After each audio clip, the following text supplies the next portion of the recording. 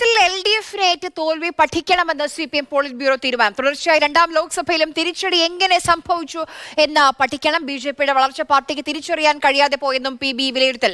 അർജുൻ പിതാമരൻ ഡൽഹിയിൽ നിന്ന് വിവരങ്ങളുമായി ചേരുന്നുണ്ട്. അർജുൻ, മന്ത്രിമാരുടെ മണ്ഡലങ്ങളിൽ BJP വലിയ രീതിയിൽ മുന്നോട്ട് വോട്ട് പിടിക്കുന്നു, വോട്ട് വീതം ഉയർത്തുന്നു. ഇതെങ്ങനെ സംഭവിച്ചു? അത് മാത്രം ആലത്തൂർ മാത്രമാണ് മണ്ഡലം ലഭിച്ചത്. ഇതിൽ ഏത് രീതിയിലുള്ള പരിശോധന വേണം എന്നാണ് PB പറയുന്നത്?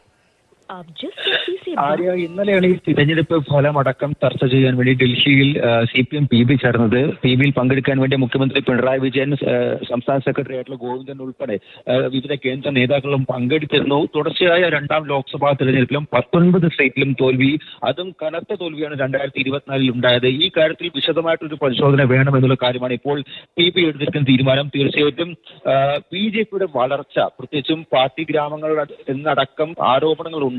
വലിയ രീതിയിൽ CPM-ന്റെ ബൂത്തുകളുടെ അടക്കം BJPക്ക് ഒരു വോട്ടിന്റെ ശതമാനത്തിലായാലും വിഹിതത്തിലായാലും വലിയ രീതിയിൽ മുന്നേറ്റം ഉണ്ടായി.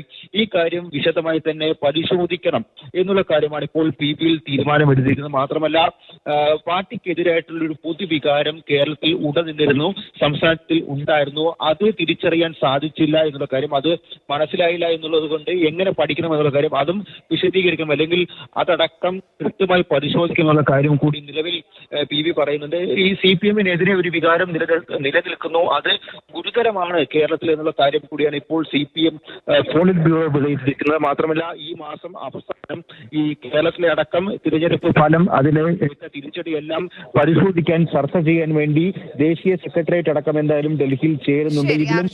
വിവരങ്ങൾ നൽകിയത്.